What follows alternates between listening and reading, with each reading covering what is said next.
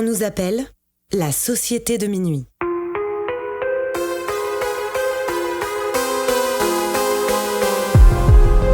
Séparément, on pourrait croire que nous sommes tous très différents les uns des autres. Nos passions, nos vies et nos histoires sont différentes. Nous ne fréquentons pas les mêmes écoles, ni les mêmes quartiers. La seule chose qui nous réunit, c'est d'avoir touché du doigt le surnaturel.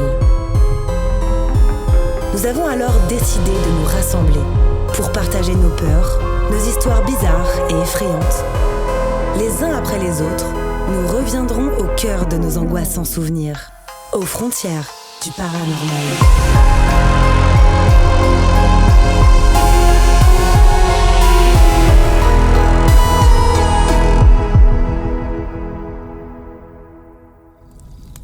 Si vous écoutez cet enregistrement, c'est bien parce que, vous aussi, vous partagez cette fascination pour l'étrange. Vous êtes les bienvenus, mais attention, préparez-vous à sortir de votre zone de confort, car les histoires que vous allez entendre se sont bel et bien produites. Sabrina se sent heureuse dans sa vie et est très amoureuse de son compagnon.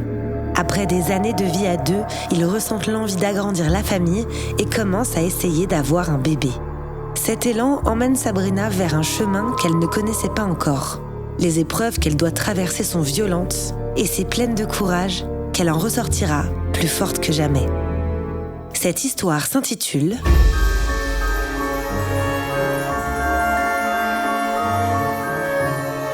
Blessure maternelle.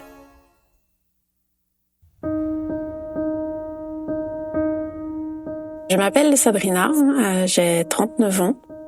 Je suis originaire de Cholet, dans le Maine-et-Loire.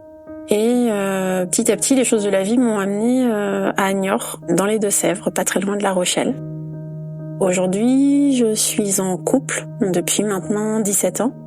Et on a un bébé de 7 mois et demi. Ce bébé était très attendu, puisqu'en fait, en 2017, donc on avait tous les deux 32 ans. Et on a pris la grande décision d'essayer de fonder notre famille. On s'était mis pas mal la pression. On a tendance à un peu vouloir tout contrôler. On s'était dit, allez, on se laisse 2 ans pour que je tombe enceinte, parce qu'on voulait pas être trop vieux pour avoir un bébé. Bon, c'est un peu loupé, hein, j'ai 39 ans. Il a 7 mois. Les choses se sont pas passées vraiment comme on voulait. Quand on a pris cette décision, c'est vrai que j'arrêtais pas d'y penser.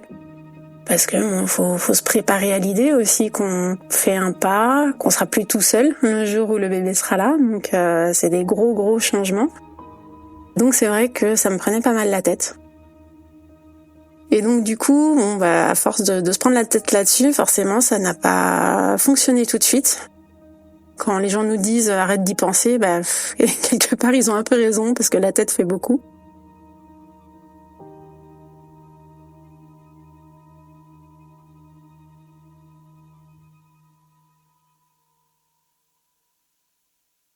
Au bout d'1 an, c'est vrai que j'avais fait déjà pas mal de tests de grossesse. On a toujours le petit doute des fois, petit retard qui va bien. On se dit j'allais acheter un test de grossesse, c'est sûr il est positif.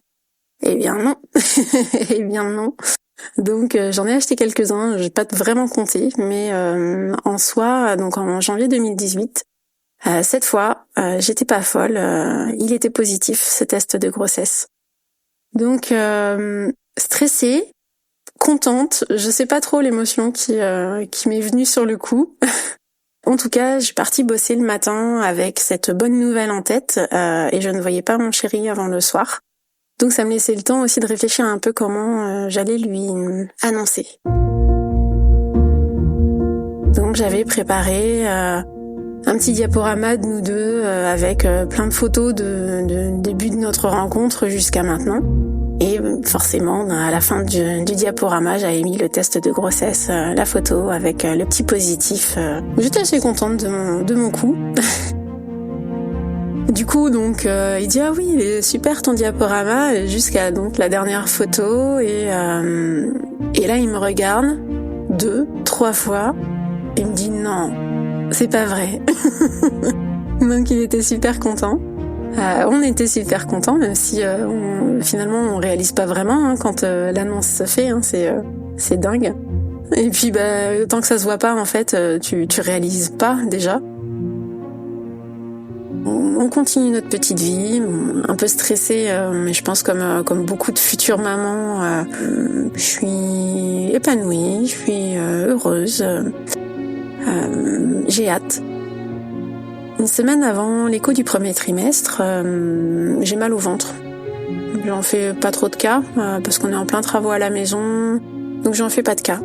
Un soir, je perds une masse. Je sais que ça peut arriver en début de grossesse. Ça m'interpelle, mais voilà, je cherche pas plus loin. Le lendemain, je commence à perdre du sang. Donc j'appelle mon ami qui est au travail et je file aux urgences, il me rejoint là-bas. Et là, on m'annonce que du coup, que l'utérus est vide, qu'il n'y a plus de bébé. Donc en fait, la masse que j'avais perdue la veille, c'était le fœtus, le bébé. Normalement, il avait 11 semaines. J'étais à 11 semaines de grossesse. Donc forcément, le coup de massue. Mon ami est triste, mais voilà, réalise pas vraiment, parce que c'est vrai que c'est tôt dans la grossesse. Donc aussi bien dans l'autre sens, c'est difficile de réaliser qu'il n'y a plus rien quand on a eu du mal à réaliser qu'il y avait quelque chose. Et moi, de l'autre côté, par contre, je suis dévastée, beaucoup de culpabilité. J'essaye d'avancer un peu comme je peux, mais je mets plus d'1 an, en fait, à accuser le coup. Les fausses couches, c'est tabou, personne n'en parle, les hôpitaux te disent que c'est normal, minimise un peu, donc voilà, on culpabilise un peu, on se dit que voilà, ça arrive et que faut pas que j'en fasse plus de cas que ça. C'est un travail à faire sur soi, un travail que j'ai fait avec l'aide de mes amis. J'ai rencontré également une kinésiologue et grâce à elle, j'ai pu avancer un petit peu, avancer dans le deuil, parce que ça reste un deuil. Mais voilà, j'ai avancé petit à petit dans ma tête, et puis il faut aussi que le corps se remette doucement.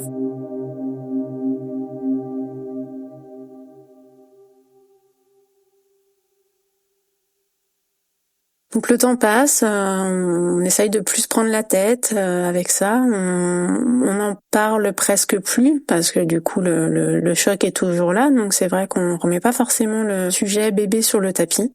Mais au mois d'août 2019, on part en vacances.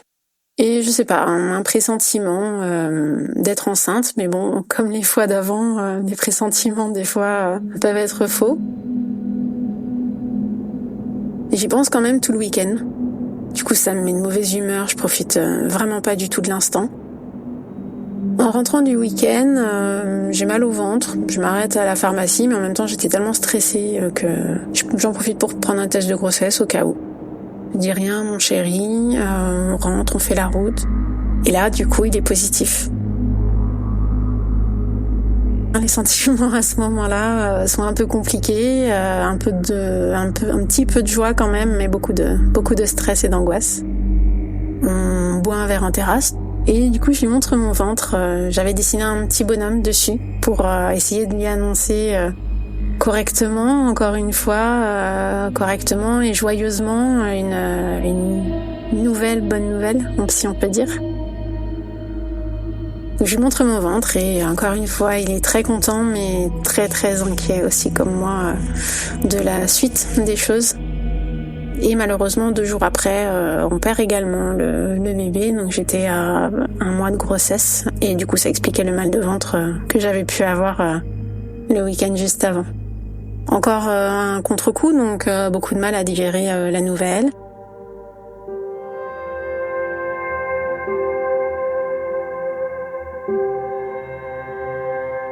Donc on continue notre petite vie, on est toujours dans les travaux de la maison, donc toujours stressé, fatigué, un peu sur les nerfs, et on se dit on va partir en voyage. Ça va nous faire du bien, on va aller se changer les idées un petit peu.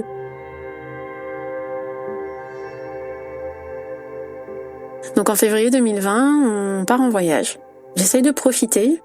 Le travail que j'avais pu faire avec la kinésiologue un petit peu avant m'avait permis d'appréhender un peu les choses différemment, de me recentrer un petit peu sur moi et ça a été un peu compliqué de profiter du voyage, mais finalement j'ai réussi à m'amuser pendant ce séjour, qui a fait beaucoup de bien. En revenant, je commence un nouveau travail, et puis c'est les premières semaines du début du Covid. À côté de ça, j'ai des symptômes qui me font penser que je suis enceinte. Donc je fais un test de grossesse tout de suite parce que je voulais plus attendre, quitte à angoisser, autant angoisser pour quelque chose. Donc du coup je fais le test et il est positif. Donc là je crois que je pleure à peu près toutes les larmes de mon corps, parce que du coup on sait plus où on habite là.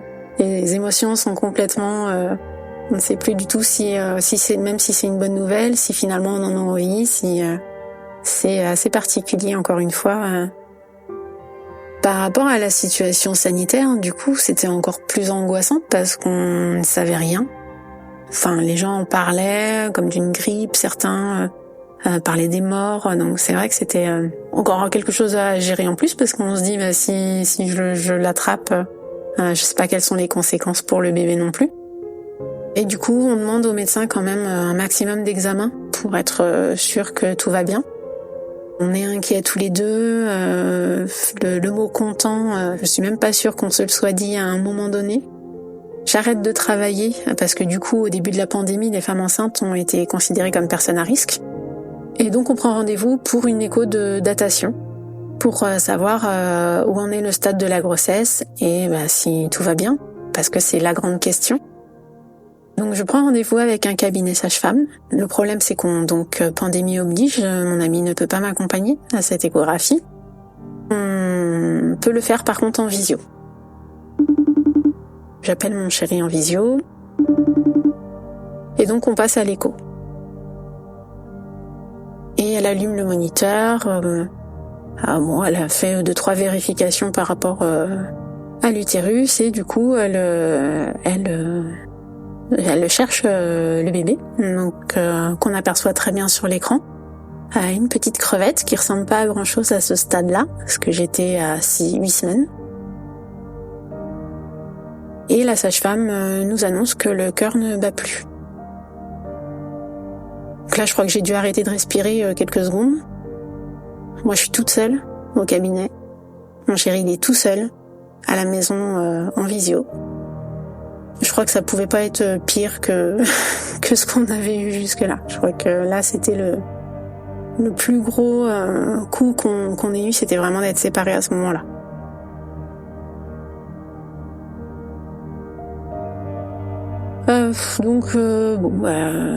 Voilà. Encore une fois, il faut faire avec.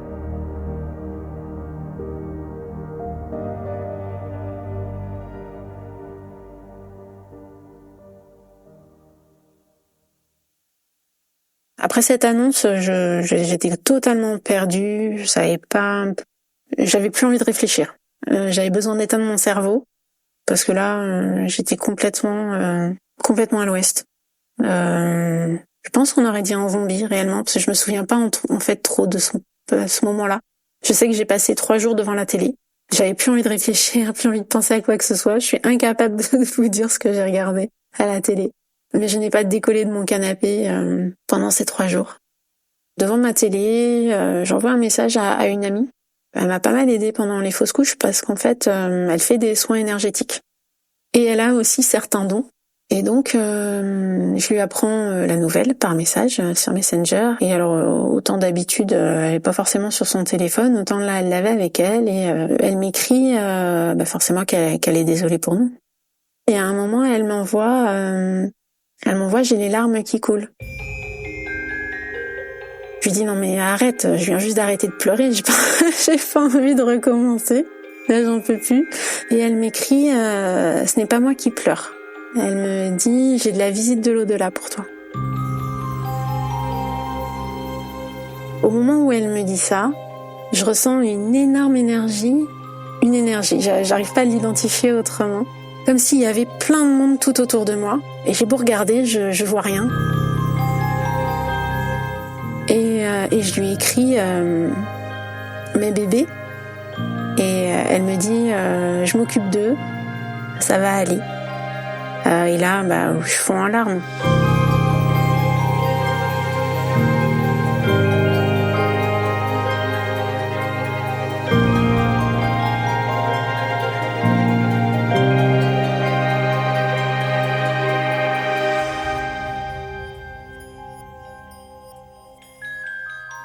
la sensation que j'avais, l'énergie que je ressentais tout autour de moi, elle était hyper apaisante quelque part, hyper importante. C'était vraiment assez impressionnant comme sensation.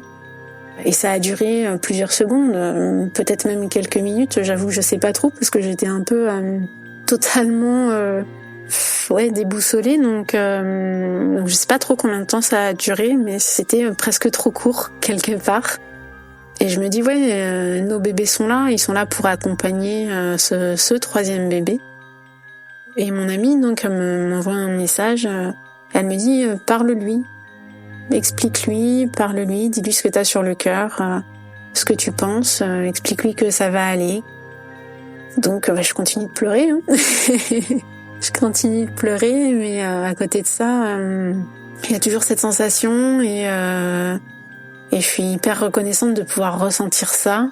C'était incroyable et ça m'a redonné un peu une bouffée d'oxygène parce que j'avais ressenti ça.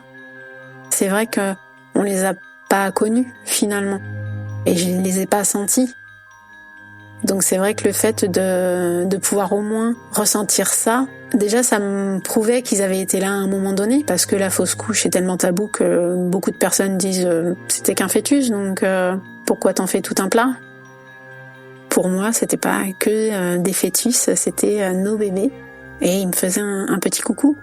C'était vraiment apaisant.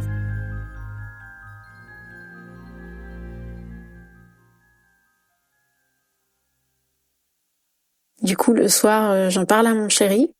Il est très très sceptique sur ce genre de truc. Mais bizarrement, là, il me croit à fond. Il sait que c'est vrai. Parce que déjà, il connaît notre amie, donc il sait qu'elle irait pas me dire des choses pareilles si c'était pas le cas. Elle irait pas inventer ce genre de choses. Et puis, le ressenti que j'ai eu, bizarrement, ça l'a pas étonné tant que ça. Donc ça m'a fait du bien aussi qu'ils me croient, qu'ils me prennent pas pour une folle. C'était un moment triste, mais il y avait quand même de l'apaisement et des bonnes sensations quand même. J'ai toujours pensé qu'il y avait quelque chose. J'ai toujours pensé qu'on n'était jamais seul, jamais vraiment seul. Et je pense que j'avais eu besoin de ça. Je pense que s'il y avait pas eu ça, les choses se seraient peut-être passées différemment aussi derrière. Parce qu'en fait, nous avons perdu un autre bébé en 2021, donc à 6 semaines de grossesse. Et du coup, j'ai pas eu cette sensation. Il n'y a pas eu ce moment, en fait, où j'ai pu ressentir une certaine énergie au moment où on l'a perdu. Après, on a beaucoup parlé au bébé. En fait, pour ma 3e et ma 4e fausse couche, j'ai dû prendre un médicament pour évacuer le fœtus, comme ils disent.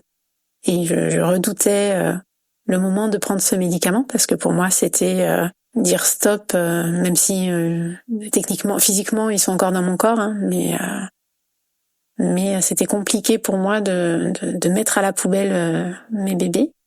Et donc du coup j'ai mis plusieurs jours avant de prendre ce médicament, mais ça nous a permis avec mon conjoint de pouvoir lui parler à ce 4e bébé. Lui dire tout ce qu'on voulait, et mon ami a parlé à mon ventre aussi, au bébé, pour lui dire tout ce qu'il avait à lui dire. Et c'est peut-être ça qui a fait que finalement, il n'y a pas eu cette énergie. Peut-être qu'il était déjà apaisé du fait qu'on lui ait parlé, et que ses frères et sœurs étaient peut-être déjà là, quelque part, à l'attendre et à le protéger. Mais en tout cas, du coup, c'est une croyance que j'ai maintenant avec tout ça.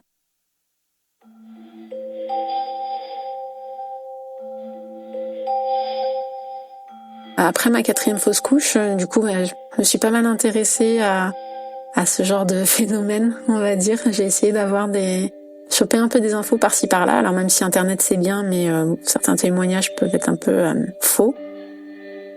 Après la fausse couche, j'ai été refaire un contrôle à l'hôpital où on était suivis. Et en fait, en sortant de l'hôpital, j'entends à la radio un témoignage de Stéphane Alix. C'est un journaliste qui écrit des livres sur le paranormal. Alors, je suis toujours sceptique sur ce qu'on peut entendre et dire là-dessus. Et donc, il parle d'un livre qui s'appelle Le Test. Il a perdu son papa et avant de fermer le cercueil, il y glisse des objets qui sont chers à son papa. Et en fait, il ne dit à personne quels objets il a mis dans le cercueil. Et il rencontre des médiums pour essayer de contacter son papa et voir les cohérences et incohérences qu'il pourrait y avoir dans le discours des médiums par rapport aux objets qui ont été glissés dans le cercueil. Alors je vous raconte pas tout, mais c'est un livre qui est assez incroyable, assez intéressant. C'est du coup ils expliquent aussi la vie des médiums qu'ils rencontrent et leur parcours. Donc il y a vraiment des parcours assez atypiques. Et du coup, dans son livre, il explique que quand une âme part, en fait, les proches décédés viennent pour l'accompagner de l'autre côté.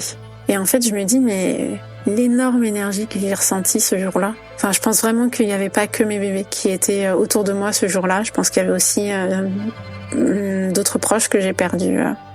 Je pense que j'étais vraiment pas toute seule dans ce salon ce jour-là. Et je pense qu'ils sont de toute façon pas seuls de l'autre côté.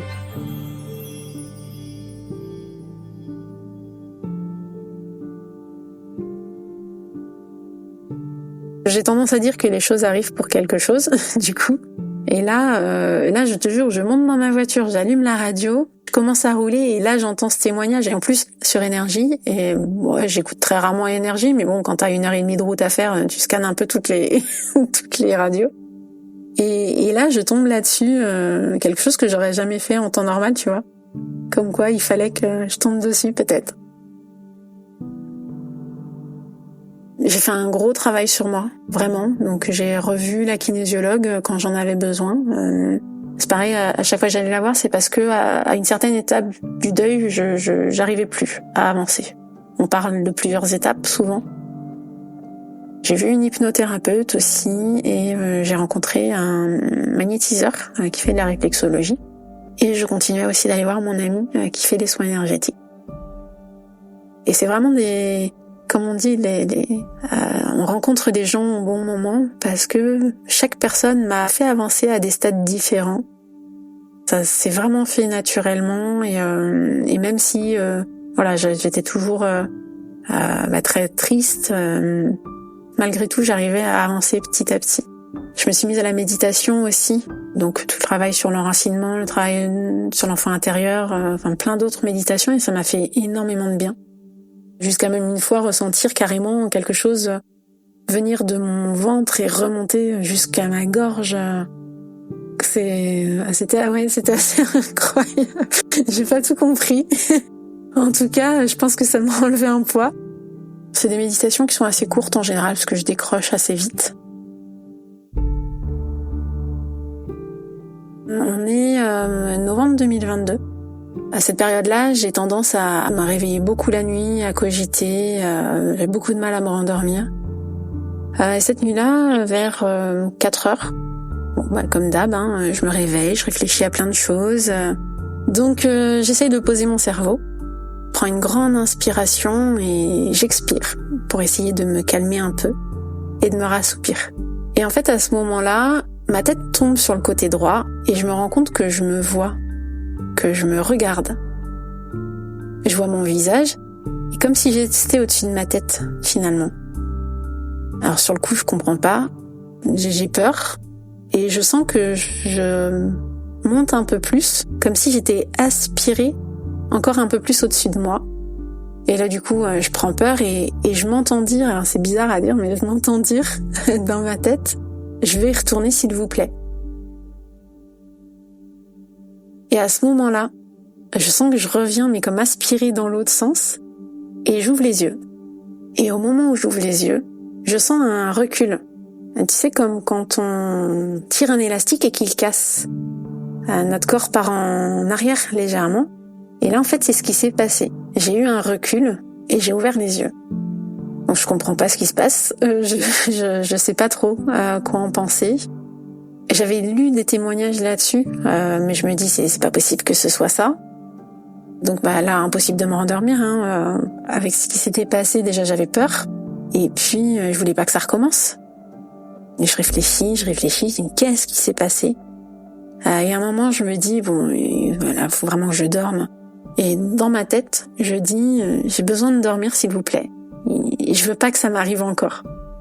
Et alors, étonnamment, j'arrive quand même à me rassoupier et à me rendormir.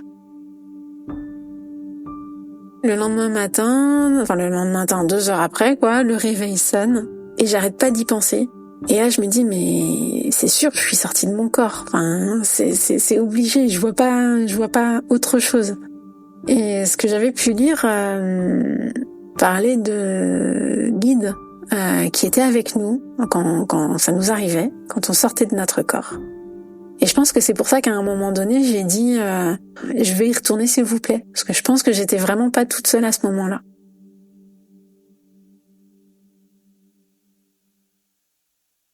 En réfléchissant bien, je me suis rendu compte que ça m'était peut-être déjà arrivé. En fait, en faisant de la méditation, j'ai aperçu une énergie au-dessus de moi.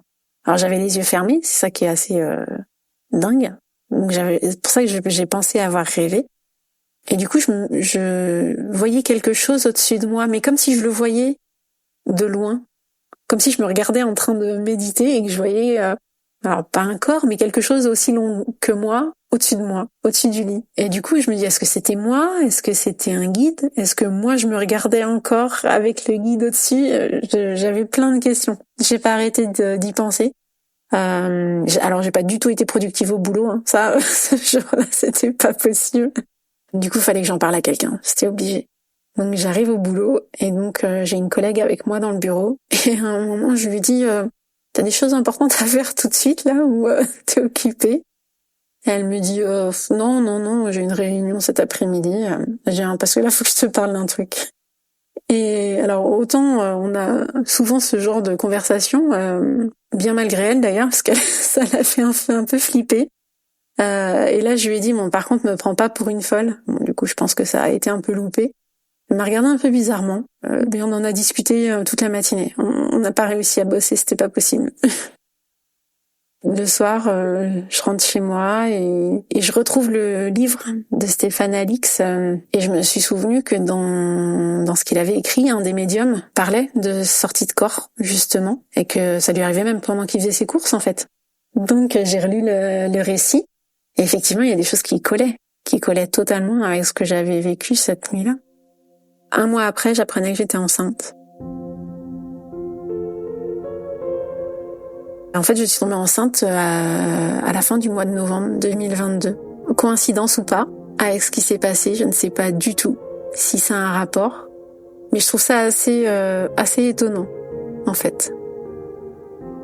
En mars 2023, j'ai perdu mon petit frère. J'ai dû aller à Strasbourg, donc à l'autre bout de la France, pour moi qui habite en Deux-Sèvres. Parce que mon petit frère était en réanimation, donc beaucoup de peur de faire la route, mais je sentais qu'il fallait que j'aille là-bas, parce que je sentais qu'il se réveillerait pas. Je l'ai tout de suite dit à mon ami, et j'avais 4 mois de fait, mais on a quand même pris le risque de faire la route. On a passé quelques jours là-bas avant qu'il décède. Il a fait plusieurs arrêts cardiaques à plusieurs minutes d'intervalle et ce serait dû à une embolie pulmonaire.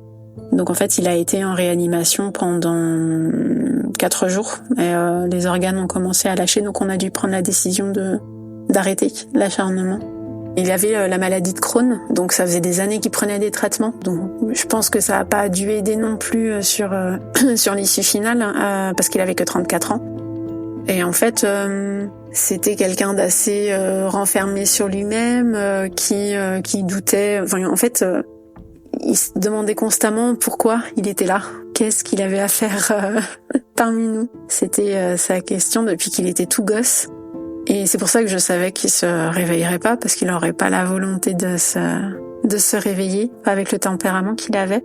Et en fait, un peu avant son décès, il a eu un accident de scooter et depuis, il devenait agoraphobe et ce qui a fait qu'il restait chez lui, il ne bougeait plus de chez lui et ce qui a fait l'embolie pulmonaire. Du coup, il a fait une phlébite et les médecins comprenaient pas pourquoi il avait fait autant d'arrêts cardiaques. Donc, il y a eu autopsie parce que c'était pas normal qu'à 34 ans, un mec fasse autant d'arrêts cardiaques sachant qu'il n'y avait pas d'antécédents dans notre famille. Donc, ils ont décelé l'embolie pulmonaire, mais ouais, je pense que c'est vraiment l'accumulation de tout et quand on a parlé d'embolie pulmonaire, sa copine a capté en fait après. parce qu'il était fatigué, mais comme il était, on va pas dire en dépression, mais pas loin. Du coup, les symptômes étaient similairement les mêmes en fait. Il était fatigué, il avait pas d'énergie, mais quelqu'un qui est pas bien dans sa tête à un moment donné. Donc oui, elle s'est aperçue après que finalement, elle avait vu les signes avant. Donc bon, c'est comme ça, c'est pas. Avec tout ce que j'avais vécu avec les fausses couches, c'est vrai que la relation à la mort du coup était totalement différente d'il y a quelques années. J'ai dit au revoir à mon frère avant qu'on décide d'arrêter l'acharnement. Et je lui ai dit qu'il allait rencontrer nos bébés de l'autre côté. Et j'espérais quand même un petit coucou de sa part à un moment donné, même si je veux surtout pas voir ce genre de choses. Je veux pas sentir que quelqu'un me touche, tu vois. J'ai cette peur de voir ce qu'il peut y avoir. Mais j'avais envie d'un petit signe de sa part et je l'ai eu en fait puisque donc on dormait chez sa copine, on dormait tous dans le salon, donc il y avait ma sœur et mon neveu. Et mon neveu voulait récupérer une des consoles de mon frère. C'était un geek en puissance, un gamer, un hacker, enfin la totale. Hein, Et en fait, il avait plein de consoles et il y avait une console qui fonctionnait plus. Et mon neveu voulait la récupérer pour essayer de la réparer parce que mon frère avait jamais eu le temps et pour la garder en souvenir. Et puis donc un peu avant de partir de Strasbourg, un soir on se couche et on éteint les lumières et mon neveu joue avec son téléphone. Et puis à un moment donné, j'entends du bruit. Ce qu'il faut savoir, c'est que mon frère était un grand tatoué et un grand piercé. Il en avait partout. Et il avait commencé un tatouage il y a quelques années, il avait jamais eu les moyens de le terminer.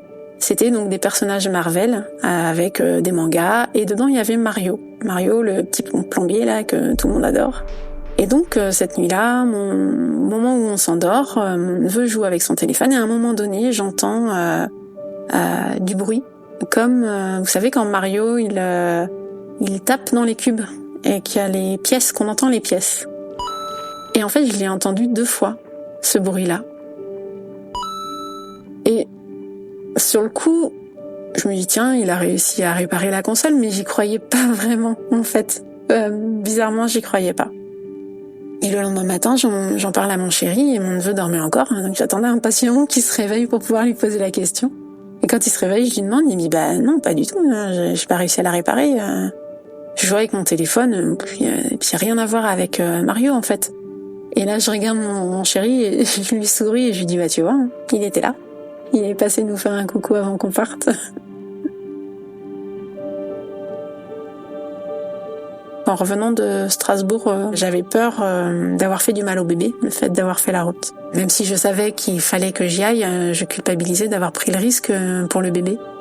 Et ce qui est assez drôle, c'est que ce soir-là, c'est les premières fois où j'ai commencé à le sentir. Et on dit que souvent les bébés bougent énormément quand il faut rassurer la maman. Bah là, il s'est fait plaisir pour les 5 mois qui venaient derrière, presque 4 mois et demi, 5 mois, il s'est fait plaisir après pour me rassurer.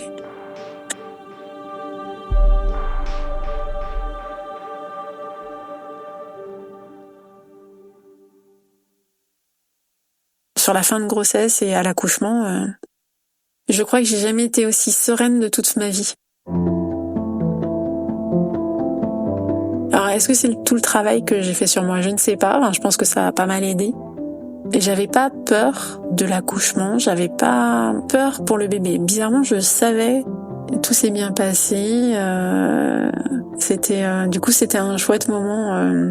Bon, il y a dû y avoir la ventouse à la sortie parce qu'on était tous les deux fatigués, mais tout s'est bien passé. Il est en pleine forme et je pense que même s'il m'arrive plus rien à moi de surnaturel ou d'extraordinaire, bien que je pense que je serai quand même amenée de temps en temps à ressentir peut-être des choses. En tout cas, je pense que ça s'arrêtera pas là puisque mon fils commence déjà à papoter avec des personnes. Je suis allée faire un petit coucou à ma mamie à la maison de retraite avec lui et à un moment donné, elle était en face de nous, elle dit « Mais à qui tu parles à côté de moi ?» Et il était en train de sourire et de gazouiller à côté d'elle. Je dis « Bon, bah c'est pas fini. » Et alors il paraît que les enfants voient jusqu'à 7 ans, hein.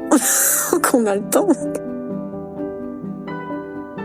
finalement, je me dis que tout ce que j'ai vécu avec les fausses couches, ça m'a peut-être finalement préparé au décès de mon frère pendant ma dernière grossesse. Alors, les amis et les personnes que j'ai consultées ont beaucoup aidé, et mon ami qui fait des soins énergétiques m'a aussi expliqué certaines choses. Et je pense que si j'avais pas vécu tout ça avant ma grossesse, je l'aurais vraiment très mal vécu après ce décès. Et j'aurais pas pu dire au revoir à mon frère comme je l'ai fait. J'aurais pas pu expliquer aussi à ma sœur ce que moi je ressentais par rapport au fait qu'il soit parti avant et qu'il se réveillerait pas. Et c'est vrai que à chaque fois on dit les choses arrivent dans une certaine logique et arrivent pour quelque chose. Alors évidemment c'est des choses qu'on n'a pas envie d'entendre quand on fait des fausses couches. Mais je suis persuadée que si tout ça m'était pas arrivé, j'en serais pas là aujourd'hui.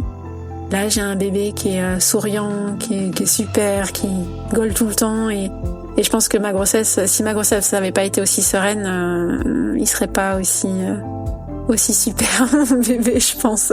Parce que bizarrement, j'avais peur de lui refiler toute mon angoisse et tout mon stress lié aux fausses couches précédentes.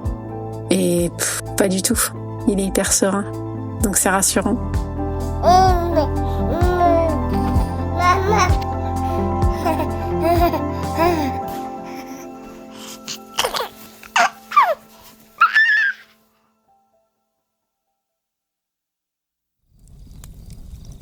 Vous êtes maintenant arrivé au bout de cette histoire. Avant de partir, venez me dire ce que vous en avez pensé en laissant un commentaire sur votre plateforme d'écoute préférée ou sur Instagram. Et n'oubliez pas, si vous aussi, vous avez le courage de vous plonger dans vos souvenirs les plus étranges, prenez contact avec moi, venez me raconter vos histoires, et vous ferez vous aussi partie de la Société de Minuit.